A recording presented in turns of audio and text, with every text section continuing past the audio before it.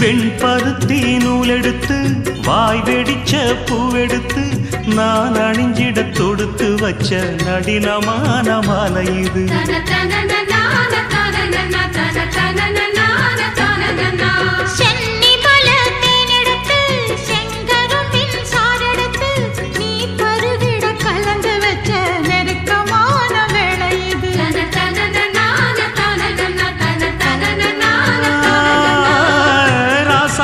உடம்பிருக்கும் ரவிக்க துணி நானாக அன்னாடம் சூடி கொள்ள ஆசை வச்சாகாதா.